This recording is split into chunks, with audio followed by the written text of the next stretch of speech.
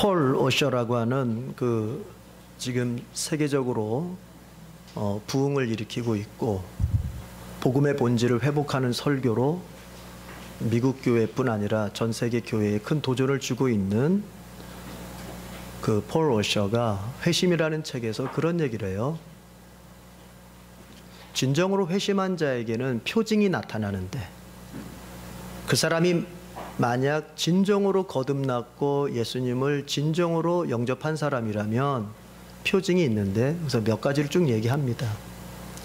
그 중에 하나가 뭐냐면 진정으로 회심한 사람은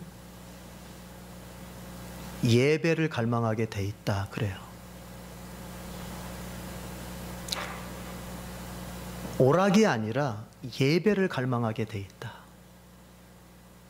오늘날 얼마나 많은 교회들 안에 예배 행위가 행해지고 있습니까? 그러나 그 모든 예배 행위들을 과연 우리가 하나님이 기뻐하실 만한 예배로 다 간주할 수 있겠느냐 하는 것을 전제하는 얘기죠. 성령에 의해 거듭나고 그리스도를 진정으로 만나 회심한 자는 오락 같은 예배가 아니라 정말 진리의 말씀을 들을 수 있는 예배를 갈망한다는 거예요. 재미난 예배, 재미난 설교가 아니라 내 영혼을 뒤흔들고 내 삶을 바꿀 수 있는 하나님의 말씀이 선포되는 예배를 갈망한다는 거예요. 오늘 이 자리에 오신 예배자 여러분, 여러분의 영혼과 여러분의 마음은 지금 어떤 예배를 찾고 있습니까? 내 기분이 좋아지는 예배입니까? 내 감정이 만족되고 내 감정이 뭔가 흥분되는 예배입니까?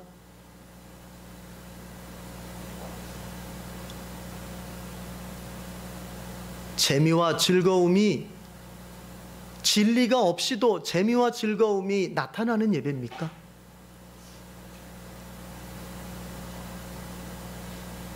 진정으로 회심한 사람은, 진정으로 회개하고 예수님을 믿는 사람은 그런 것들에 마음이 뺏기지 않는다는 거예요. 오로지 살아계신 하나님이 오늘 주시는 그 말씀이 제대로 선포되고 그 진리 안에서 기뻐하고 그 진리 속에서 나 자신을 발견하고 나의 믿음을 돈독히 세울 수 있는 그런 예배를 갈망한다는 것입니다. 아울러 회심한 사람, 진정으로 회심한 사람들은 자기의 당장의 어떤 필요에 급급하지 않는다는 얘기입니다. 내가 오늘 지금 뭐가 있어야 되는데, 내 현실의 생활에 지금 뭐가 필요한데 이것에 급급하지 않습니다. 오로지 하나님께서 나에게 무엇을 믿고 어떻게 살라고 말씀하시는 그 말씀에 더 집중한다는 거예요. 당장의 나의 필요에 온 마음이 뺏겨서 신앙생활하고 예배드리는 것이 아니라 오로지 그리스도를 배우고 그리스도를 본받는 것, 온통 이 마음이 거기에만 가 있다는 거예요. 이게 진짜 회심한 사람이라는 거예요. 또한 진정으로 회심한 사람은 자기의 자긍심을 자극하는 그런 설교에 귀를 기울이지 않는다는 것입니다. 자긍심, 자신의 능력을 믿고 자신의 능력 때문에 당당한 그 자긍심. 그래서 오늘날 많은 설교와 교회의 가르침 속에는 너 괜찮은 사람이야. 네가 비록 죄인이지만 그래도 뜯어보면 너 괜찮은 사람이야. 너 괜찮은 구석도 있어. 뭔가 인간 중심에, 뭔가 인간을 띄워서 네가 긍정적으로 생각하면 되고 네가 적극적으로 하면 돼. 이런 어떤 인간을 중심에 세우는 그런 예배, 그런 설교, 그런 것에 솔깃하는 이런 시대 속에서 신앙생활을 하고 있는데, 진짜 회심한 사람은 그런 것에 솔깃하지 않고 정말 나의 죄인됨을 보게 하고 나의 이 죄인됨을 구속하기 위해서 십자가에서 피 흘려 죽으신 그리스도를 보게 하고 그 그리스도를 본받는 삶이 무엇인지를 보게 하고 그 본받는 삶 마지막에서 주님으로 말미암아 어떻게 영화로워지는지, 어떻게 내가 영원한 안식을 얻게 되는지, 그런 말씀에 더 관심을 갖게 된다는 얘기예요.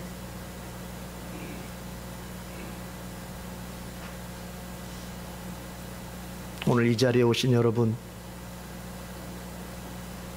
여러분의 책임 이전에 사실은 폴 오션은 그 얘기를 한 이유가 뭐냐면, 오늘날 복음주의 교회가, 여러분 복음주의라고 하는 것은 성경이 정말 하나님의 말씀이라고 믿는 사람들이에요.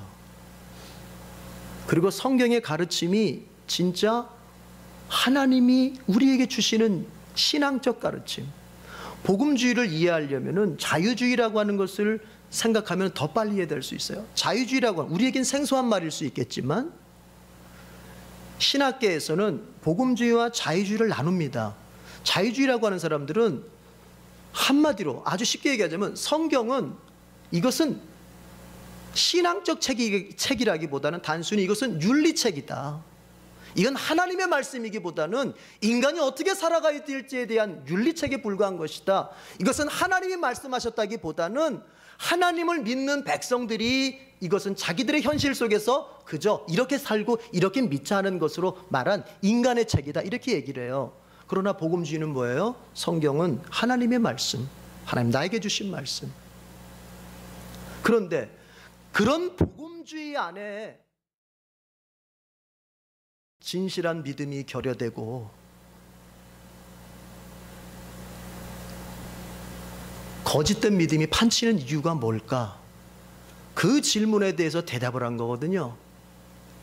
그 여러 가지 얘기를 하는데 첫 번째가 바로 뭐냐?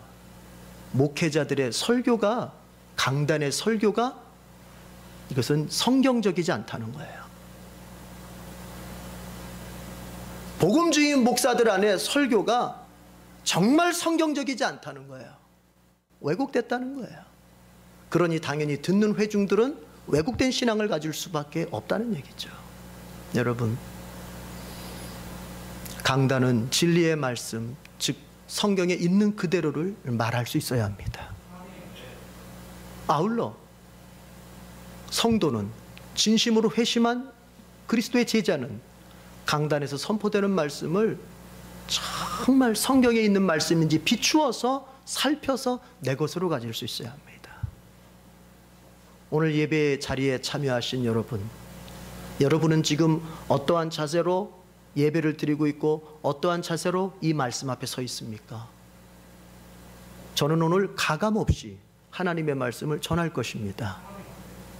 여러분도 그 말씀을 내 비위에 맞든 안 맞든, 내 기분이 좋아지든 나쁘지든 상관없이 하나님의 말씀을 하나님의 말씀대로 듣기를 바랍니다.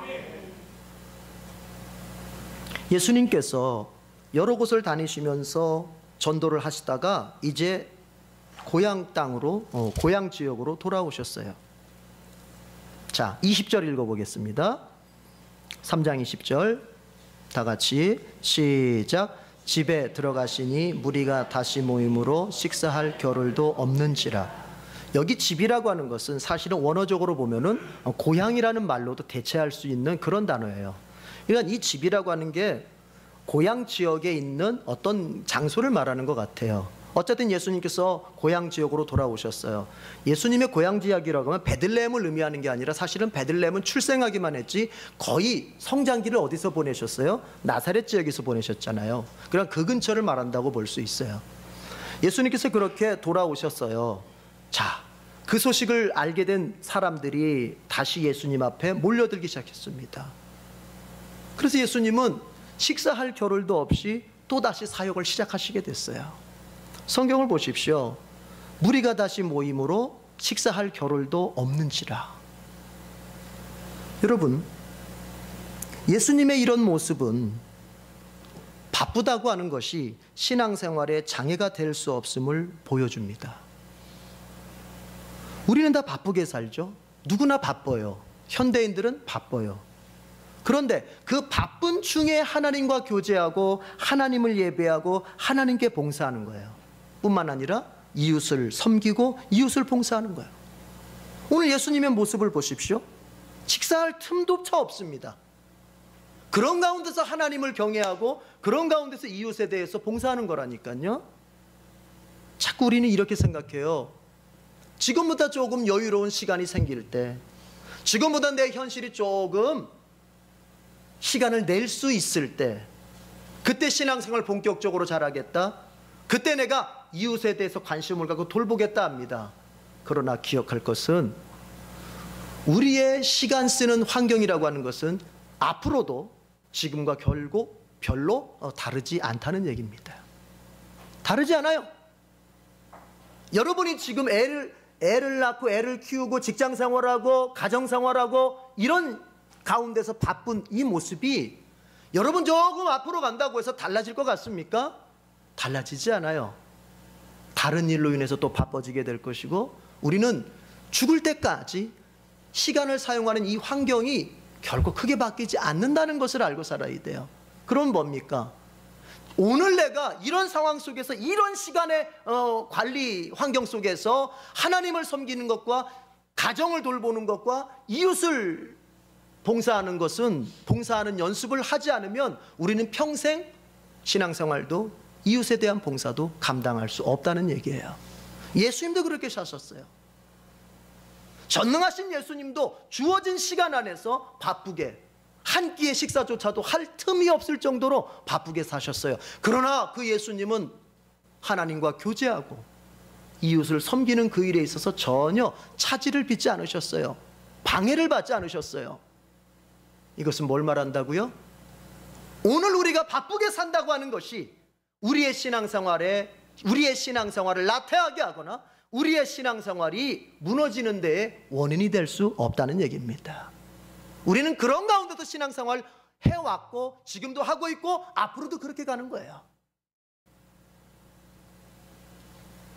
미국의 시인이자 퓰리처상을 수상한 칼 샌드버그는 시간의 중요성에 대해서 이렇게 얘기를 했습니다. 시간은 인생의 동전이다. 시간은 내가 가진 유일한 동전이고 그 동전을 어디에 쓸지는 너만이 결정할 수 있다. 너 대신 타인이 그 동전을 써버리지 않도록 주의하라. 여러분, 시간은 인생의 동전이래요. 동전. 별로 그렇게 커 보이지 않습니다. 대단하지 않습니다. 요즘 100원짜리는 돈 같지도 않아요. 여러분 10원짜리 하나 떨어뜨려 보세요. 누가 와서 줍지도 않아요. 안 주서요. 오히려 그거 10원짜리 동전 하나 100원짜리 동전 하나 줍겠다고 허리를 숙이는 게 더 수고스러워요. 그런데 시간은 바로 그런 거예요. 그 시간을 귀중하게 볼 줄 모르고 오늘이라고 하는 시간, 지금이라고 하는 이 순간을 내가 하찮게 여기고 그래서 물 쓰듯이 막 쓰다가 나중에 보면 어때요? 여러분, 동전이 정말 써야 될 곳이 있는데 그 동전이 없으면 어때요? 정말 아쉽죠. 안타깝죠. 그렇죠? 예. 그래서 그 동전이 있어야만 할 수 있는, 하다못해 마트에 가서 그 뭐예요? 카트를 하나 뽑으려도 지폐로 뽑을 수 있어요? 동전 바꿔야 되잖아요. 못 쓰잖아요. 동전을 넣어야 되잖아요. 시간이라고 하는 건 그런 거란 말이에요. 되게 하찮아 보이고 그것이 그냥 물 쓰듯이 써도 언제나 풍성할 것 같고 하지만 내가 그것을 신경 써서 사용하지 않다가는 언젠가는 내가 정말 써야 될 때, 정말 필요로 할 때 시간이 내 발목을 확 잡아버리는 것입니다. 여러분, 시간을 정말 잘 쓰는 사람이 신앙인이에요. 바울은 말했습니다. 에베소서 5장에서 세월을 아껴라. 때가 악하다.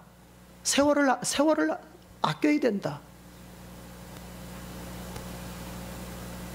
시간을 사용함에 있어서 중요한 것은 목표와 계획입니다. 왜 내가 이때에 이것을 해야 되는지 분명한 목표가 있어야 돼요. 그리고 그 목표를 이루는 데 있어서 계획을 가져야 돼요. 그렇지 않은 사람들, 그냥 충동대로 막 살아가는 사람들은 나중에 보면 필요할 때 동전 없는 사람처럼 필요할 때 시간이 없어요. 그리스도인들은 충동대로 사는 사람들이 아닙니다. 그리스도인들은 분명한 목표와 계획을 가지고 사는 사람들이에요. 아까도 말씀드렸지만 우리가 시간을 사용하는 환경은 앞으로도 지금과 다르지 않다 그랬어요. 여전히 바쁘고 여전히 피곤하고 여전히 지칠 거예요. 그런 상황 속에서 우리가 그런 바쁜 중에서 하나님과 교제하고 이웃을 섬기기 위해서 연습해야 될 자세가 뭘까요? 부지런함이에요. 부지런함. 그리스도인들은 게을러서는 절대로 신앙도 인생도 열매를 맺을 수가 없습니다. 그리스도인들은 게으른 삶을 죄악시 해왔어요. 인생이 낭비되지 않도록 부지런히 살고 알뜰하게 사는 것, 이것이 그리스도인의 삶의 자세예요. 여러분, 인생의 낭비는 헛된 일에 시간을 쓰는 거예요. 아무 유익이 없는 일에 시간을 써요. 우리의 일상을 한번 돌아보십시다. 우리가 어디 가서, 주로 어디 가서 뭘 하며 시간을 쓰는지 한번 돌아보십시다. 유익한 일을 하지 않은 채 그냥 잠에 빠져 산다든지, 아니면은 과도한 TV 시청이나 게임이라든지, 젊은 사람들 같으면 인터넷이라든지 이런 것에 너무너무 빠져 있으면 그건 인생을 낭비하는 거예요. 물론 이런 사람도 있어요. 자기만을 위해서 시간을 쓰는 사람이 있어요. 자, 가정 안에는 남편이 있고 아내가 있습니다. 여러분, 육아는 아내만 하는 거예요? 남편도 해야 되는 거예요. 같이 하는 거죠. 그런데 요즘처럼 맞벌이 시대에 아내는 밖에 나가서 일하고 돌아와서 아이를 돌보고 또 밥도 해야 되고 살림도 해야 되는데, 남편이라고 하는 사람들이 그것을 돕지 않고 그것을 섬기지 않고 자기만의 어떤 것을 만족을 위해서 뭔가를 행동한다면 그것은 인생을 낭비하는 거고, 그것은 게으른 거예요.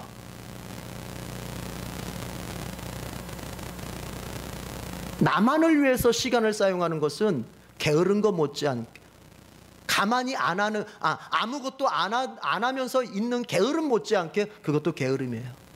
성경이 말하고자 하는 게으름은 헛된 일에다가 시간을 쓰는 걸 말하는 거예요. 내가 지금 돌봐야 될 나의 가정이 있는데도 불구하고 내 만족만을 위해서 내가 시간을 계획하고 쓴다면 그것은 게으름이에요. 그건 낭비예요.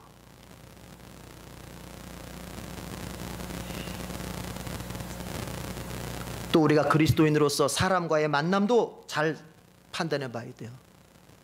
경건하지 못한 사람들하고 너무 자주 만나서 쓸데없는 즐거움을 추게 한다면 그거 인생 낭비예요. 그 바람직하지 않아요.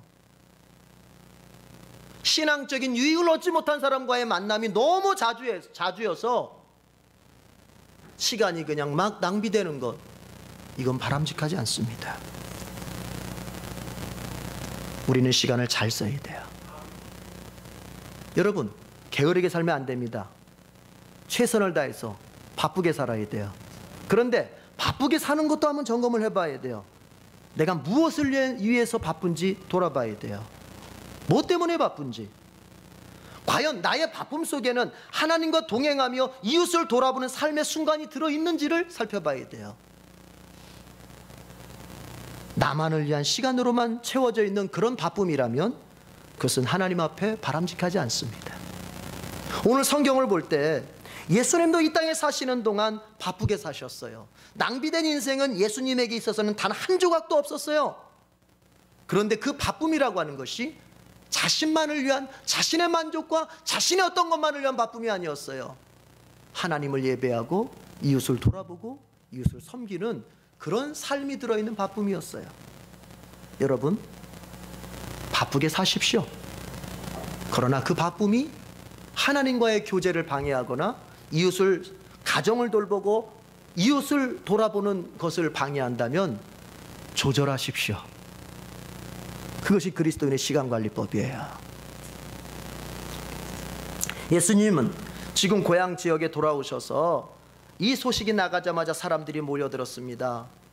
예수님은 식사할 겨를도 없이 그들에게 하나님 나라의 말씀을 가르치고, 병든 자가 있으면 병든 자를 고쳐주고, 귀신 들린 자가 있으면 귀신 들린 자를 고쳐주고, 이러면서 바쁘셨어요.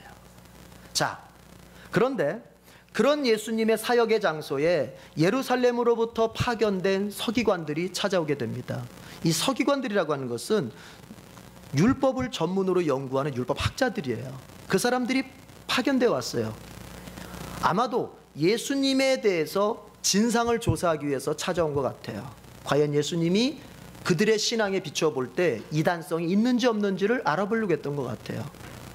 찾아온 서기관들이 이제 결론을 냅니다. 예수님에 대한 결론을 내는데 뭐라고 결론을 내냐면 28절, 29절입니다. 22절, 22절입니다. 22절 다 같이 읽어보겠습니다. 시작.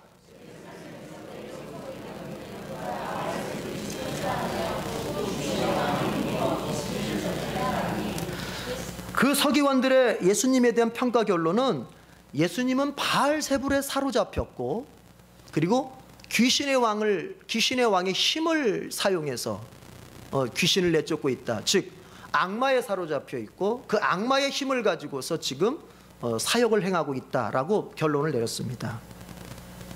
그러자 예수님께서 그들을 불러서 이야기합니다. 상식적으로 국가든 가정이든 서로 분열하면 세워질 수가 없는 법인데, 하물며 사탄도 사탄끼리 분열하고 사탄끼리 분쟁하면 그 사탄의 왕국이 제대로 세워질 수 있겠느냐? 사탄이 바보가 아닌데 자기들끼리 싸워가지고 어떻게 그들의 왕국을 제대로 세울 수 있겠느냐? 고로 예수님의 말씀은 속뜻이 뭐겠어요? 내가 사탄을 내쫓은 것은 사탄의 힘을 빌어서가 아니라는 얘기죠. 그러면서 오히려 예수님께 이렇게 말씀하세요. 어떤 강한 자의 집을 쳐들어가서 그 강한 자의 집에 있는 세간들을 가지고 나오려면은 먼저 순서가 어떻게 된다? 그 강한 자를 결박해야 된다. 그래야 마음껏 그 강한 자의 집에 있는 세간들을 내가 늑탈해 올 수 있다. 그런 것처럼. 그럼 그건 무슨 뜻이냐면, 지금 사탄에게 사로잡힌 사람들을 구해냈어요. 사탄에게 사로잡힌 사람들을 고쳐서 구해냈어요. 그러려면 그 순서가 어떻게 된다? 누구부터 결박시켜야 된다? 사탄부터 결박시켜야 된다. 그러면 내가 귀신 들린 사람을 고쳤다고 하는 것은 바로 그 귀신을 결박해 놨기 때문에 그게 가능한 것이지, 그렇지 않고서는 그게 불가능하다는 얘기죠. 이것은 뭘 말할까요? 지금 예수님은 이런 말씀하시는 거예요.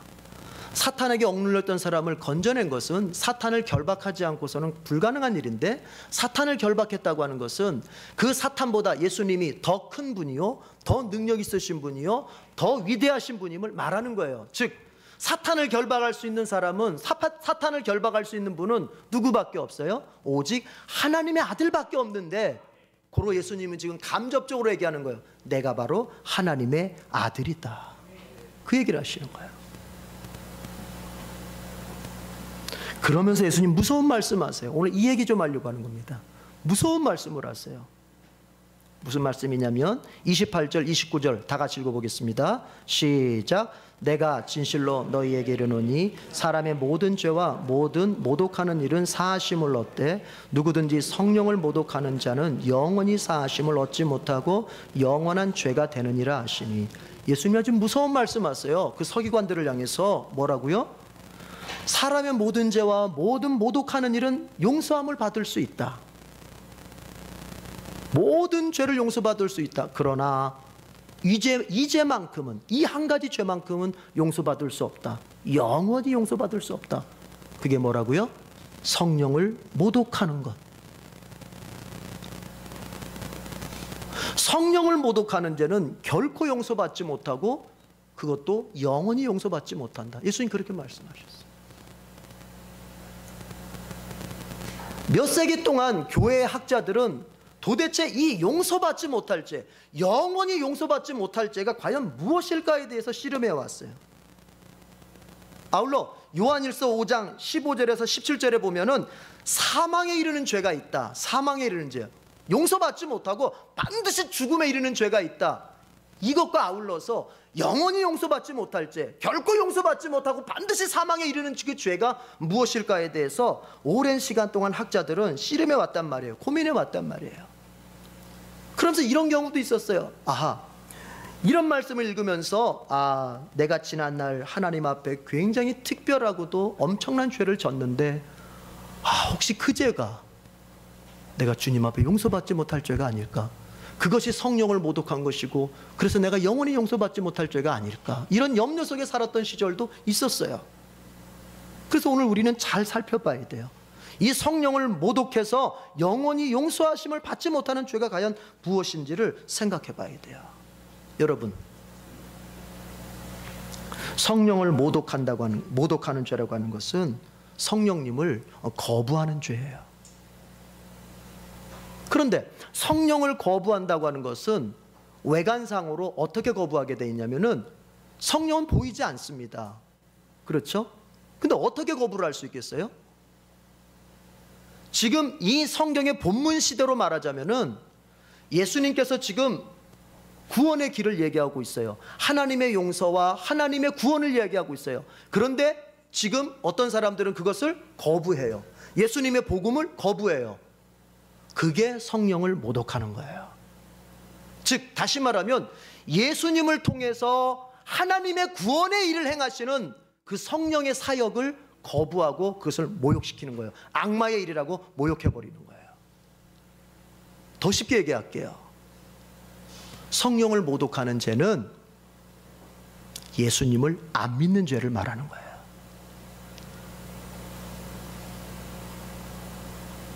그러니까 이 세상의 모든 죄, 어떤 죄도 하나님 앞에 용서받지 못할 죄가 없습니다. 오늘 이 시간 예배 자리에 오신 여러분, 오늘 예수님 분명히 말씀하십니다. 사람의 모든 죄와 모든 모독하는 일은 다 용서함을 얻을 수 있다고 말씀하세요. 그러나 이 한 가지는 결코 용서받지 못해요. 예수님을 믿지 않는 죄. 그분을 하나님의 아들로 믿지 않아요. 그분을 나의 구원자로 믿지 않아요. 그분을 통해서 내가 하나님과 화목할 수 있다고 하는 것을 믿지 않아요. 그 죄는 그 무엇으로도 갚을 수가 없다는 얘기를 하시는 거예요. 그러므로 여러분 기억하세요. 예수님을 믿지 않고 하나님께 용서받을 수 있는 길은 절대로 없습니다. 그가 착하게 살았다고 해서, 그가 교회에 몇 가지 공로를 했다고 해서 어쩌면 우리처럼, 저와 여러분처럼 지금 이 예배당에 와 있다고 해서 죄가 용서되거나 사해지는 것이 아니라 그는 분명히 예수님을 믿어야만 됩니다. 왜냐하면 성령께서 무슨 일을 하시는지를 우리가 알면은 이 말을 더 정확하게 이해할 수 있어요. 예수님께서 성령을 이 땅에 보내실 때의 그 목적이 뭐였냐면 바로 예수님을 믿게 하는 거였어요.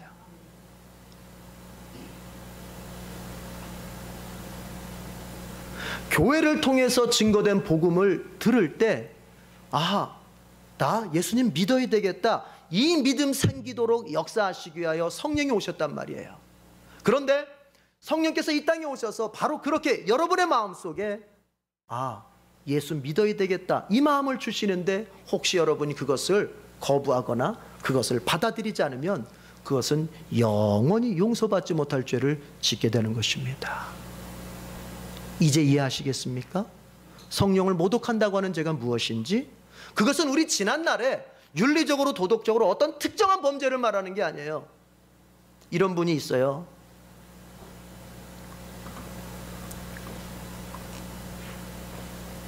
예전에 보니까 어떤 사람이 자기 가족에게 전도를 했어요. 엄마에게 전도를 했어요. 엄마, 같이 예수 믿어요. 같이 교회 다녀요. 근데 그 엄마가 하시는 말씀이, 아니다 얘야, 나는 지난날 너무 큰 죄를 져가지고 도저히 교회 나갈 수가 없다.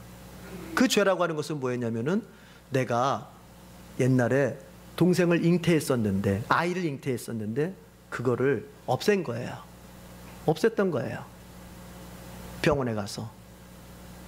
그거는 하나님 앞에 도저히 용서받을 수 없는 것처럼 느껴지는 거예요.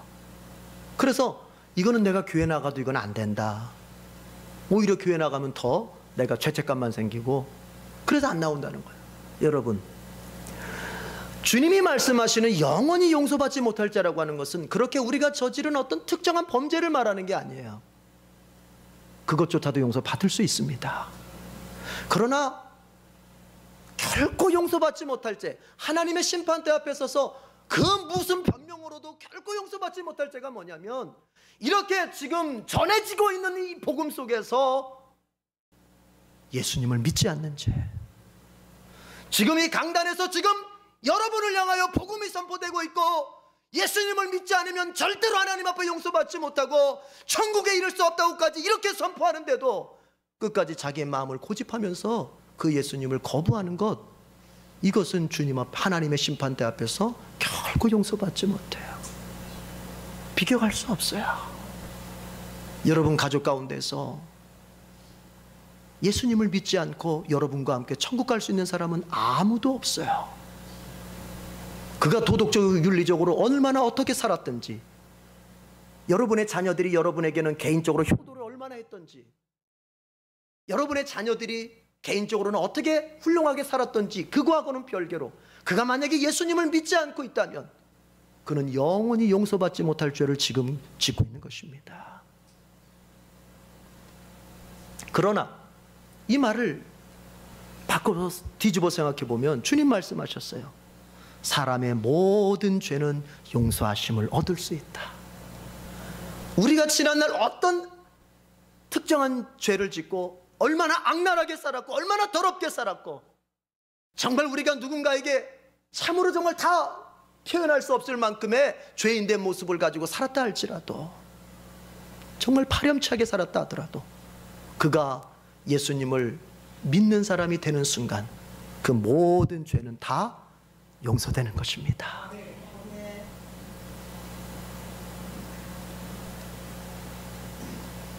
우리 가운데서 아직 예수님을 믿지 않는 사람이 있습니까?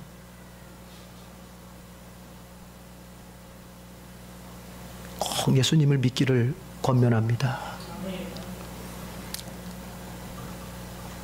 예수님께서 이제 그렇게 말씀하고 계실 때 거기에 찾아온 사람들이 또 한 부류가 있었는데, 그것은 예수님의 가족이었습니다.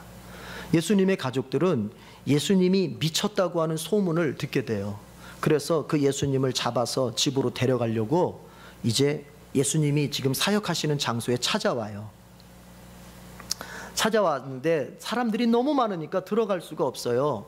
그래서 사람을 시킵니다. 좀 예수님 좀 불러달라고. 그래서 거기에는 예수님의 모친과 예수님의 동생들이 왔는데, 사람을 시켜서 이제 좀 자기 그 아들을, 자기 형을 좀 불러달라고 했던 거죠. 그래서 어떤 사람이 전했어요. 자, 33절에서 35절입니다. 같이 읽어보겠습니다. 자, 다 같이 시작. 대답하시되 누가 내 어머니이며 동생들이냐 하시고 둘러앉은 자들을 보시며 이르시되 내 어머니와 내 동생들을 보라. 누구든지 하나님의 뜻대로 행하는 자가 내 형제요 자매요 어머니이니라. 누군가가 예수님께, 예수님 지금 밖에 당신의 모친과 동생들이 와 있는데요 찾으십니다. 그러니까 예수님께서 오히려 반문을 하세요. 질문을 하신단 말이에요. 누가 내 어머니이며 누가 내 동생들이냐? 질문을 해요. 누가 내 가족이냐? 그러면서 예수님께서 대답까지 하세요. 거기에 지금 예수님 주변에 있는 사람들을 보시면서 말씀하십니다. 바로 이 사람들이 내 어머니와 내 동생들이다 하십니다. 여러분, 이것은 대단히 중요한 얘기예요. 지금 예수님은 뭘 말씀하시는 거냐면은 혈통을 초월한 새로운 가족이 탄생하고 있다는 얘기를 하고 계시는 거예요. 예수님을 중심한 새로운 가족이 탄생하고 있다는 얘기예요. 여러분, 교회는 예수님의 가족입니다. 그런데 누가 예수님의 가족이 될 수 있다고요? 누가 예수님의 가족인 교회가 될 수 있을까요? 예수님은 이렇게 말씀하십니다. 둘러앉은 자들을 보시며 이르시되 내 어머니와 내 동생들을 보라. 여러분, 예수님 주변에 둘러앉은 사람들은 지금 어떤 사람들이에요? 예수님을 받아들이는 사람들이에요. 그리고 그분의 가르침을 듣기를 원하는 사람들이에요. 여러분, 예수님의 가족이 될 수 있는 사람은 바로 이 사람들입니다. 예수님을 받아들이는 사람이에요. 예수님과 예수님의 사역을 받아들이고 기꺼이 그분과 같이 있고 그분과 같이 살고 싶은 사람, 이 사람이 예수님의 가족이 될 수 있어요. 그걸 우리말로, 우리가 지금 사용하는 말로 바꿔봅시다. 한마디로 예수님을 믿는 사람들이에요. 예수님의 가족이 될 수 있는 자격은 아무것도 다른 게 없어요. 예수님을 믿으면 되는 거예요. 앞에서 우리는 율법학자들, 서기관들을 봤습니다. 그들은 예수님의 가족이 될 수 없었어요. 왜 그랬죠? 그들은 예수님을 거부한 사람들이에요. 예수님을 배척한 사람들이에요. 예수님을 믿지 않았던 사람들이에요. 예수님을 하나님의 아들로 믿지 않았어요. 오히려 그 예수님을 악마의 힘을 사용하는 악마의 사도라고 예수님을 거부해버리고 예수님을 모독해버렸어요. 그래서 그들은 예수님의 가족이 될 수 없었어요. 그러나 지금 예수님 주변에 둘러앉아 있는 그 사람들은 예수님의 가족이라고 예수님이 칭하셨어요. 그 이유는 뭡니까? 예수님과 예수님의 사역을 받아들이고 그분과 함께 있기를 원했기 때문에 그런 거예요. 여러분, 예수님의 가족이 될 수 있는 사람은 예수님을 믿는 사람입니다. 그런데 여기서 멈추면 안 돼요. 35절이 중요해요. 35절 다 같이 다시 한번 읽어보겠습니다. 시작. 누구든지 하나님의 뜻대로 행하는 자가 내 형제요 자매요 어머니니. 예수님께서 이렇게 말씀하셨어요. 여기 있는 사람들을 보라. 내 형제고 내 어머니고 내 동생들이다. 그러면서 덧붙이셨어요. 누구든지 하나님의 뜻대로 행하는 자가 내 형제요 자매요 어머니. 이건 무슨 말일까요? 이것은 35절은 예수님을 믿는 믿음이 어떤 성격이어야 하는지에 대해서 얘기해 주고 있는 거예요. 맞아요? 우리가 예수님의 가족이 될 수 있는 길은 예수님을 믿는 겁니다. 그런데 중요한 건 뭐냐면 그 믿음이 어떤 믿음이어야 하냐? 하나님의 뜻대로 순종할 수 있는 믿음이어야 돼요. 하나님의 뜻대로 이제부터 그 삶을 살아가려고 하는 사람들의 믿음이에요. 여러분, 마가복음은 마가가 이 마가복음을 썼던 1차적 대상이 누구냐면은 로마에 있는 그리스도인들입니다. 신앙 때문에, 예수 신앙 때문에 핍박당하고 예수 신앙 때문에 박해당하는 로마에 있는 그리스도인들을 위해서 마가가 이 복음서를 기록하게 되죠. 그러니까 지금 로마에 있는 기독교인들은 어떻게 돼요? 죽음의 위기에 있고 그들은 고난의 위기 속에 있어요. 신앙 때문에. 그런 그들에게 마가가 이 복음서를 쓰면서 예수님의 가족됨에 대해서 얘기해 주는데, 예수님의 가족은 믿음으로 우리가 정말 된다. 그러나 그 믿음은 어떤 믿음이 되냐면 지금 너희들이 신앙 때문에 당하는 그 고난, 신앙 때문에 죽을 수도 있고 신앙 때문에 고통당할 수 있고 신앙 때문에 손해도 볼 수 있는 그 환경에서조차도 자기의 살 길을 위해서 신앙을 내던지고 가는 자가 아니라 그 죽음의 위기 속, 죽음의 박해 속에서도 끝까지 하나님의 뜻을 고수하는 그 믿음일 때 예수님의 가족이 될 수 있다는 얘기를 하시는 거예요. 여러분, 우리가 예수님을 믿어서 예수님의 가족이 된다고 하는 말까지는 참 우리가 기분 좋게 받아들입니다. 그러나 이제 따져봐야 돼요. 예수님의 가족이 되었다고 하는 우리는 이제 따져봐야 돼요. 내 믿음이 정말 모든 순간마다 하나님의 뜻대로 순종하려고 하는 그 믿음인지, 아니면 우리 성령 집회 때 얘기했던 것처럼 한 손에는 나의 삶을 여전히 쥐고 있으면서 다른 한 손에는 예수라고 하는 분을 쥐고서 여전히 내 삶을, 내 욕망을 키워가려고 하는 그런 믿음인지 잘 생각해 봐야 돼요. 예수님의 가족은 누가 될 수 있습니까? 하나님의 뜻대로 살기를 원하는 그 믿음, 그 믿음을 가진 사람만이 될 수 있습니다. 기도하겠습니다.